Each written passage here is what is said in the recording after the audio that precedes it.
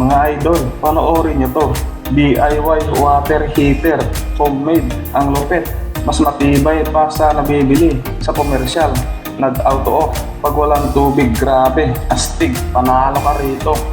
Ginamitan ng dalawang metal spoon. Sa kanya pinutol gamit ang grinder, ang dalawang metal spoon. Ito nakikita lang sa bahay. Ito'y madalas ginagamit, di ka na mahihirapan sa pagbubuo ng DIY water heater. Sa kanya, pinukpok para maging flat yung dalawang pinagputulan at madaling barenahin. Itong dalawang metal spoon magsisilbing negative positive para magkaroon ng mainit na tubig pag nilublob sa tubig. Grabe, ang lupit. At sa kanya, binutasan gamit ang barena para may kabit ang I-terminal. At para hindi basta-basta matatanggal o mabubunot pag ito'y ginagamit. Binutasan din sa gitna para may lagay ang plastic spacer o separator para maiwasan magdikit ang dalawang metal spoon para hindi mag-create ng spark.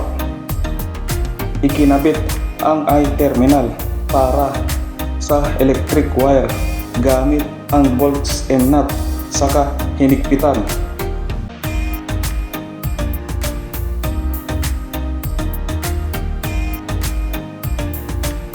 Isinunod ang spacer gamit ang maliit na plastic straw. Ginamitan ng metal screw para mailagay ang dalawang metal spoon. Iwasan gumamit ng sobrang mahaba metal screw para hindi mapang-abot ang dalawang metal screw. Ganito ang itsura ng water heater. Pwede nang ilagay ang electric wire na may plug. Itapat saka ipitin ng plies para hindi basta-basta matatanggal.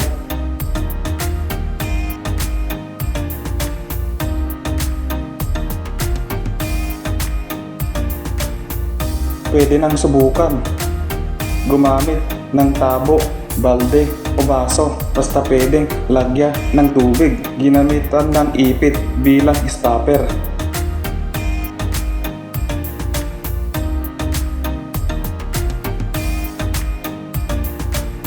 Saka isaksak sa kuryente.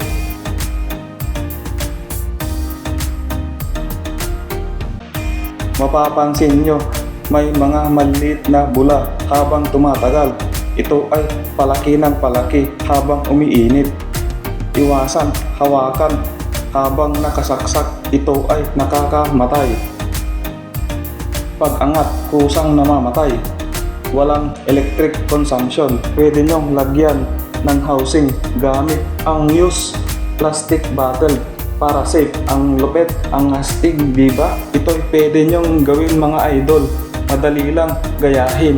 Salamat sa panonood mga tropa.